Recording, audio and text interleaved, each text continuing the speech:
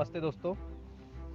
मेरा जो पिछला वीडियो था, जो मैंने एक टॉपिक लिया था जिसमें बोला था कि कैपिटलिज्म एंड ब्राह्मणिज्म कैसे एक ही सिक्के के दो पहलू है, और ये कैसे डोमिनेट करने के लिए साधारण लोगों को, जिनके पास कम रिसोर्स है, कम नॉलेज है, उनके ऊपर डोमिनेशन करने के लिए, एक इंसान दूसरे के ऊपर कैसे डोमिनेशन करने के लिए ही ये सब चीज़ें का रचयिता है और चाहता है कि खुद का जो वर्चस्व है वो बना रहे दूसरे के ऊपर। तो उसके ऊपर मैंने एक वीडियो बनाया था जो उसको किसान आंदोलन से जोड़ा था। उसके बाद मेरा मेरे मोबाइल की जब मेमोरी फुल हो गई थी, तो वो वीडियो वहीं पे इंटरप्ट हो गया था और मैं उसको फर्दर रिकॉर्ड नहीं कर पाया। आज तब मैंने जब रिकॉर्ड किया था वीडियो, तो लगभग 15 से 16 दिन हो गए थे किसान आंदोलन को, जो हमारे किसान प्रोटेस्ट कर रहे हैं दिल्ली पे और दिल्ली सिंगू बॉर्डर पे। और उसमें मैं जिस पार्टी का अध्यक्ष हूँ, सावनेर तहसील क्षेत्र से, आम आदमी पार्टी से, तो आम आदमी पार्टी जिस हिसाब से उसमें प्रतिकार न करते हुए प्रतिसाद दे रही है, उसमें सेवा कर रही है, कोई भी राजनीति, डर्टी पॉलिटिक्स न करते हुए। राजनीति तो हमारे हमारे जीवन का हिस्सा है, पर राजनीति दो प्रकार की होती है। एक व्यक्तिगत राजनीति होती है और एक सामूहिक राजनीति होती है। व्यक्तिगत राजनीति में इंसान खुद का ही भला चाहता है और सामूहिक राजनीति में इंसान खुद के साथ साथ दूसरों का भी भला चाहता है। तो ये प्रकार की राजनीति होती है। तो आम आदमी पार्टी, आपको पता है कि ये आंदोलन से ही उभरी हुई पार्टी है। जैसे अन्ना हजारे ने किया था आंदोलन, जिसमें जन आंदोलन था, जो लोकपाल बिल के लिए था, उसमें से आम आदमी पार्टी की नींव रखी गई है अरविंद केजरीवाल के द्वारा। उसके बाद अभी वो सत्ता में है दिल्ली में। अब दिल्ली में एक और आंदोलन जो हमें देखने को मिलता है, किसान आंदोलन, जो किसान अपोज में है, विरुद्ध में है कि हमें ये जो बिल आया है, 3 बिल जो गवर्नमेंट ने हमारे समक्ष रखे हैं, उनको विरोध कर रहे हैं। तो ये भी एक लोकतंत्र का ही उदाहरण है कि लोगों को अगर कोई चीज़ें पसंद नहीं आती है तो वो विरोध करते हैं। और ऐसे हमारी राजनीति, हमारा जो डेमोक्रेटिक सिस्टम है, वो ऐसे ही इवॉल्व होता है। हमारा भारत सबसे बड़ा लोकतांत्रिक देश है। ये लोग ही, यही के लोग इस देश को चलाते हैं, इस देश की नींव रखते हैं, इस देश को पुनर्निर्मित करते हैं। तो किसानों के बीच में, जो किसानों को कुछ इसमें कैपिटलिज्म की बू आती है इस तीनों लॉज में, तो भारत सरकार का वो अपोज कर रहे हैं। देखो, भारत सरकार अगर इस बिल को वापस भी लेंगी तो उनका कोई नुकसान नहीं है, कुछ पर्सनल नुकसान नहीं, क्योंकि लोगों का ही शासन है। और समझ लो, इसको इम्प्लीमेंट करती है फोर्सफुली, और आंदोलन फिर से और पूरे भारत की तरफ से तीव्र होता है। अभी तो माना जाता है कि सिर्फ पंजाब और हरियाणा के लोग ही इसमें पार्टिसिपेट कर रहे हैं। हमने सावनेर में भी किया था बंद, और महाराष्ट्र में भी कई लोग, ऐसे माना जाता है कि हमारी जो मीडिया है हमको उतना उसका नहीं दिखा रही, कि वो सीमित कर रही है उसको मीडिया, हमारी जो रेगुलर मीडिया है। और उसमें से ही एक नई मीडिया है जो सोशल मीडिया है, जो यूट्यूब चलाते हैं लोग, इंस्टाग्राम चलाते हैं। वो मीडिया जो है वो भी कुछ और दिखा रही है कि कैसे ये आंदोलन एक तरफा आंदोलन न होके, कुछ स्टेट का आंदोलन न होके, ये कैसे जन आंदोलन है। और उसमें भी मैं अपनी राय देना चाहता हूँ कि जैसे हमने देखा कि ये बिल में कुछ चीज़ें हैं, जैसे कि हमारा इससे रिलेशन हो सकता है कि बाबा साहब का स्टेट्स एंड माइनॉरिटी का जो था, और small holdings in India volume 1 में है, उसमें भी कैसे बताया गया था कि साहूकार लोग कैसे शोषण करते हैं, और इस देश में कैसे साहूकारी की जो परंपरा है उसको एक मान्यता दी गई है। तो उसी परंपरा को इसमें जीवित किया गया है, ऐसा प्रतीत होता है। हमारे माननीय मोदी जी, पीएम मोदी जी बोलते हैं कि किसानों से हम सिर्फ वस्तु लेंगे, क्या उनकी जमीन भी गई है? किसान कुछ नहीं करेगा, वो प्रोटेस्ट नहीं कर रहा है। अगर हम कुछ, समझ लो, प्राइवेट को लोगों को वहां घुसड़ते हैं, वो अगर समझ लो नियंत्रण करना चालू करेंगे, मोदी जी तो यहाँ से हट जाएंगे आज से 5 साल 6 साल में। पर ये कानून अभी बन रहा है, जब ये अच्छे से पकड़ मजबूत करेगा तो ये हमारी अर्थव्यवस्था पे भी पकड़ मजबूत करेगा। नहीं तो बाबा साहब नहीं देते क्या? ये जो हमारा एक ऐसा लॉ है, ये बाबा साहब नहीं लिखते क्या? जो विश्व विद्वान है लॉज में, जिनको डीएससी प्राप्त है, जिनको आज भी देश, इस देश का ही नहीं पूरे विश्व का सर्वश्रेष्ठ लॉ मेकर माना जाता है, क्या वो ऐसे लॉ नहीं देते? का उनके जब स्टेट्स एंड माइनॉरिटी और स्मॉल होल्डिंग इन इंडिया जब पढ़ते हैं हम वॉल्यूम 1, तो उसमें इसका अपभ्रंश दिखता है कि ये चीजें नहीं करना चाहिए, कोई भी स्टेट को, कोई भी सरकार को ये चीजें नहीं करना चाहिए, ये बोला गया है। जो आज की सरकार कर रही है, आज की सरकार प्राइवेटाइजेशन पे जा रही है खेती में, जबकि बाबा साहब बोलते हैं कि खेती में सरकार का पूरा नियंत्रण होना चाहिए, सरकार का ही मोनोपोली होनी चाहिए हर चीज पे, एमएसपी हो, कुछ भी हो, वहां का प्रोडक्शन हो, प्रोडक्शन का जो स्टोरेज सिस्टम है वो सरकार के अंदर होना चाहिए। आप क्या कर रहे हो? आप प्राइवेट लोगों को उसको मोनोपोली दे रहे हो। प्राइवेट लोग क्या करेंगे? खेती से खरीदेंगे, खेती से, और स्टोर करके रखेंगे, आपको भी पता है, और वो अपने हिसाब से बेचेंगे। क्या मुनाफा नहीं चाहेंगे? वो मुनाफा चाहेंगे, और अच्छा खासा मुनाफा चाहेंगे। अभी एक उदाहरण दिया है एक इंसान ने कि 300 रुपए की आधा kilo well packed, well sterilise गोभी, आधा किलो सिर्फ 300 रुपए की अच्छे मार्केट में मिल रही है। उसका असली प्राइस देखा जाए जब वो खेत से निकलती है, सब लागत वागत मिला के ज्यादा से ज्यादा 10 रुपए किलो हो, ज्यादा से ज्यादा 30 रुपए किलो हो। आप जब 300 रुपए किलो पे उसको बेच रहे हैं, अच्छी पैकेजिंग है उसकी, मानते हैं, और जब आप उसको बेचोगे तो उसको जो लेने वाला है वो भी अलग ही तबका है। फिर ये साधारण लोगों के हित में किया गया कोई भी कार्य नहीं है जो हमें दिखता है। जैसे बोलते हैं कि हमें क्रिटिकली सोचना चाहिए। अगर हमने किसी पार्टी को नियुक्त किया है, बहुमत दिया है, तो वो पार्टी क्या कर रही है, कैसे कार्य कर रही है, उस पर हमें नियंत्रण रखना चाहिए, उसको चेक एंड बैलेंस करते रहना चाहिए। जब बीजेपी सरकार ने एक पहला कानून जो लाया था जिसमें प्रोटेस्ट हुआ था, बोलते हैं कि माइनॉरिटी की तरफ से प्रोटेस्ट हुआ था, वो मुस्लिम के तरफ से प्रोटेस्ट हुआ था, वो पहला कानून जो चला नहीं, उनका पता नहीं उसके बाद क्या हुआ उसका। अभी किसान के लिए कानून लाया, और बहुत से हमारे लीडर से उस कानून को समझ नहीं पाए हैं, और जिन्होंने भी फिर ये कानून लिखा है और जिन्होंने भी इन्फ्लुएंस किया है, क्या वो सच में सोशल एनिमल है कि वो कैपिटल एनिमल है? सोचने पे मजबूर करता है। अच्छा हुआ हमारे किसानों ने उसको पकड़ के रखा, हमारी पार्टी ने पहले दिन से ही इसका विरोध करना चालू किया था।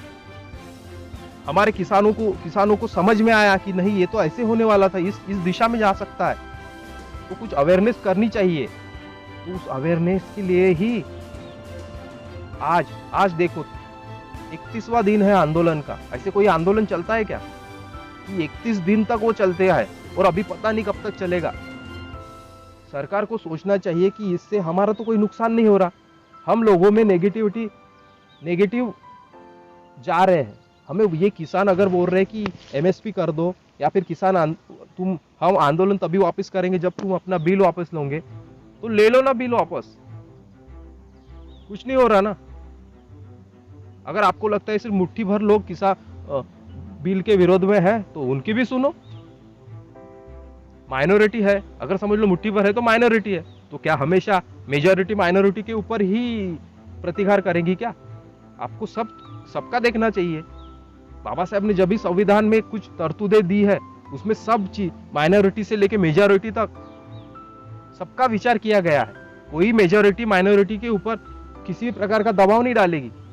आज जैसे एक कानून है हमारा, एमपी में भी लागू हुआ है, यूपी में भी है, कि कोई धर्म परिवर्तन करेगा तो उसके ऊपर सजा होगी, जबरन अगर धर्म परिवर्तन कराएगा। अगर समझ ले, एक उदाहरण लेते हैं, एक लड़की 18 साल की है और एक लड़का 21 साल का है। 18 साल की लड़की को उतना कुछ पता नहीं है धर्म क्या है, जात क्या है, अभी आज की सिचुएशन। 21 साल का अगर लड़का है, वो दोनों प्यार में अगर है एक में के, तो वो देखेंगे नहीं धर्म जात क्या है, वो उतना मैच्योर नहीं होते हैं, उनको मैच्योरिटी को टाइम लगता है, हमको पता है। पर प्यार ऐसी चीज है कि ये हो जाता है एक एज के बाद। अगर उसमें समझ लो लड़का मुस्लिम है या लड़की हिंदू है, अगर लड़के ने बोला है कि आपको मेरे घर रहना है, वो लड़की खुशी से रह रही है, उसके माँ बाप अगर समझ लो, उसके माँ बाप को तो वैसे भी अच्छा नहीं लगेगा ना कि लड़की का अमेज के, या फिर उसने जो स्टेप लिया है वो समाज के विरुद्ध है। क्योंकि हमारी वैसी अपब्रिंग ऐसी हमारा कल्चर नहीं है ना एक्सेप्ट करने का, ना ही उसको समझाने का। तो हम विरुद्ध में जाएंगे तो लड़की के माँ बाप तो तकरार करेंगे ही। जैसे तकरार करते हैं, ऐसे ये लड़का भी, इसके फैमिली भी सफरिंग करेंगी। ये कहाँ का लॉ है? ऐसे थोड़ी होना चाहिए। आप एक शेल्टर हाउस बनाइए, आप एक काउंसलिंग सिस्टम बनाइए कि इनको पता चले कि आप किस हिसाब से चलने चाहिए। क्या संविधान हमें इसकी इजाजत देता है? क्या जबरन धर्म परिवर्तन हो रहा है, इसके एविडेंस है, तो उसमें क्या सजा देना जरूरी है? अगर किसी का जबरन धर्म परिवर्तन भी कर दिया तो क्या वो सच में मानेगा क्या उसको? यहाँ पे तो धर्म की परिभाषा ही नहीं है इस देश में बराबर। किस किस हिसाब से हम किस चीज को धर्म कहते हैं? हमें सिर्फ जीने का अधिकार चाहिए रहता है, ह्यूमन राइट्स चाहिए रहता है, उसके बाद धर्म आता है ना। उसमें भी अगर समझ लो धर्म परिवर्तन के लिए उस लड़की को फोर्स किया गया है और उसने उसके साथ शादी कर ली और ये बाद में वो लोगों के सामने आता है, तो वो लड़की भी समझदार हो जाएगी तब तक। अगर वहां पे फोर्सफुली कार्रवाई करके ऐसे लॉज बना दिए जाए कि धर्म परिवर्तन ही नहीं होगा, तो हमारा जो देश है, जो इस धर्म से उस धर्म में लोग जाते रहते हैं, यहाँ पे बहुत से धर्म के लोग हैं, वो इधर से उधर जाते रहते हैं। जैसे हमारे जब मुस्लिम यहाँ पे देश में आए तो मुस्लिम से मुट्ठी भर आए, आज देखो तो उनकी संख्या कितनी है, कहाँ से आए? वो यही के लोग धर्म परिवर्तन करते रहते हैं, एक धर्म से दूसरे धर्म, दूसरे धर्म से इस धर्म, जो धर्म अच्छा लगता है उस धर्म में लोग जाते हैं, कोई सेक्युलर रहते हैं।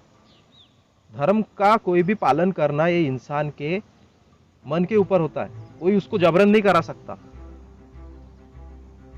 उसके लॉ बना दो, लॉ बना के उसके ऊपर थोप दो तो ये बैकफायर करेगा। तो ये जो अभी ये जो सोच चल रही है, ये नए भारत की नींव रखने के लिए नहीं है। संविधान में लिखा गया है कि you have to criticise to law which is not according to constitution. अगर कॉन्स्टिट्यूशन में कोई लॉ नहीं बैठते हैं तो उसको आप क्रिटिसाइज करो, उसको देखो। नमस्कार दोस्तों, एक टेक्निकल बात आ गई है कि जब मैं रिकॉर्डिंग कर रहा था, रिकॉर्डिंग करते करते इस मोबाइल का जो है इसकी भी मेमोरी फुल हो गई है और मैंने दूसरे मोबाइल में वॉइस रिकॉर्डिंग के लिए डाला था ताकि अच्छे से आवाज़ आ चुके, HD साउंड आ सके। और इसमें शायद 14 मिनट का रिकॉर्डिंग हुआ है और उसमें 12 मिनट का ही रिकॉर्ड हुआ। तो बाकी का जो रिकॉर्डिंग है आप सिर्फ आवाज़ तो सुनेंगे पर उसका विजुअल नहीं देख पाओगे, तो उसके लिए खेद है और मैं अपनी बात रखा आपके सामने। चलो कंटिन्यू करते हैं कि संविधान के हिसाब से चल रहे क्या हो। हमें रिलीजन को फ्री में प्रैक्टिस करने का हमें अधिकार दिया गया है। हम किसी भी, मैं सोचूं दिन में 4 धर्म बदल दूं, मुझे संविधान ने वो हक दिया है, क्योंकि वो मेरी पर्सनल चीज है। अगर कोई जबरन करेगा, ये हो ही नहीं सकता कि कोई जबरन उसको धर्म में परिवर्तन कर दिया बंदूक रख के, ऐसा नहीं होगा। हो भी गया तो इंसान उसको पालन नहीं करेगा। जैसे हिंदू धर्म में आप बोलते हैं, हिंदू धर्म की बाबा साहब ने भी क्रिटिक्स किया है कि इस धर्म में आप पैदा होते हो, आप निकल सकते हो बड़े आराम से, पर इसमें घुस नहीं सकते। अगर समझ लो कोई विदेश का इंसान है जो चाहता है कि मैं हिंदू धर्म को अपना लूं, तो वो क्या करेगा? वो सोचेगा कि मैं धर्म में अगर जाऊं तो किस वर्णा में जाऊं। वो तो जाहिर सी बात है ब्राह्मण वर्णा में जाना चाहेगा, श्रेष्ठ वर्णा है वो चाहेगा कि शूद्र वर्णा में जाए जहाँ तीनों वर्ण की हमको सेवा करनी है। नहीं, वो तो चाहेगा ब्राह्मण वर्णा में जाऊं। और उसको पहले तो शॉक लगेगा कि ये वर्णा सिस्टम क्या है। ठीक है, उसने हिंदू धर्म की पालन करने के लिए वर्णा सिस्टम में एंट्री कर ली, तो क्या ब्राह्मण का जैसे कोई भी वर्णा सिस्टम का अगर सिस्टम देखा जाए तो वो जन्म से वर्ण में आता है। तो ये कहां से आया करके हिरण दिखा के आपको हिंदू धर्म की प्रैक्टिस करने का मौका ही नहीं मिल रहा। हिंदू धर्म धीरे धीरे धीरे धीरे इसी कारण के वजह से धोखे में आएगा एक दिन। क्योंकि इसमें निकलने का है। जैसे खूब सारे जो हमारे लोग हैं कन्वर्ट हो गए क्रिश्चियन में, हिंदू से ही कन्वर्ट हुए थे। कोई क्रिश्चियन से हिंदू में कन्वर्ट कैसे होगा? अगर समझ लो कोई अगर बुद्धिस्ट है, वो चाहता है कि हिंदू धर्म में कन्वर्ट हो जाए, तो वो चाहेगा मुझे ठीक है ब्राह्मण धर्म वर्ण में श्रेष्ठ, जो श्रेष्ठ वर्ण है वहां डाल दो और मुझे सर्टिफिकेट दो। यहाँ तो एक सिस्टम नहीं है कि कोई भी रिलीजियस है तो उसको सर्टिफिकेट दिया जाए, कोई सिस्टम नहीं है। कौन सर्टिफिकेट सर्टिफाइड करता है कि आप हिंदू हो मुस्लिम हो? हमारा जो कल्चर है, हमारा जो अपब्रिंगिंग है, हमारी जो हाव भाव है, कभी कभी उससे पता चलता है कि हम किस धर्म का पालन कर रहे हैं। जैसे हमारे बुद्धिस्ट लोग हैं, उनका भंते जी है, वो पता चल जाता है कि वो बुद्धिस्ट धर्म को मानते हैं।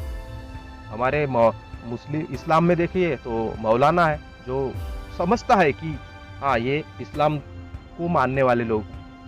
हिंदू में देखा जाए तो क्या 4 वर्ण, तो ब्राह्मण अपनी चुटी रखता है, ब्राह्मण पूजा पाठ करता है, बाकी के लोगों के पास तो कुछ भी ऐसी चीज नहीं है जिससे पता चले कि ये इस वर्ण के हैं।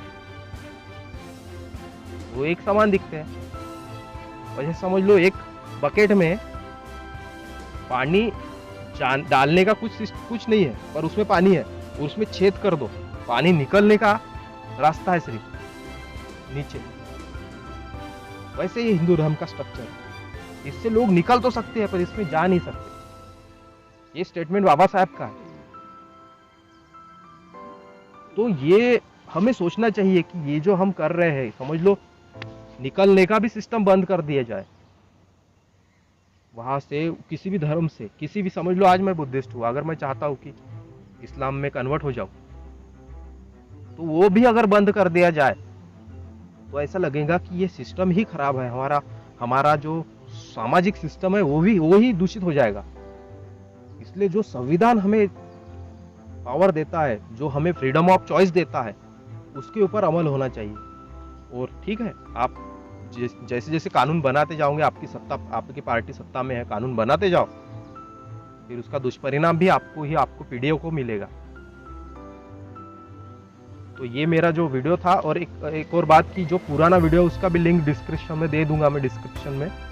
और आपको अगर ये वीडियो कैसा लगता है, मेरी बातें कैसी लगती है, मैं बेबाकी से अपनी बातें रखते जाऊंगा आपके सामने, क्योंकि इस देश का नागरिक होने के नाते मुझे भी पूरा हक है कि मैं अपनी बातें आपके सामने रखूं यूट्यूब के सोशल मीडिया के माध्यम से। और सपोर्ट कीजिए हमें ऐसे ही। और मेरे जैसे कुछ यूथ है जो चाहते हैं कि अपनी बातें रखें, तो वो रखना के लिए उनको बैकग्राउंड मिलना चाहिए। चलो, धन्यवाद।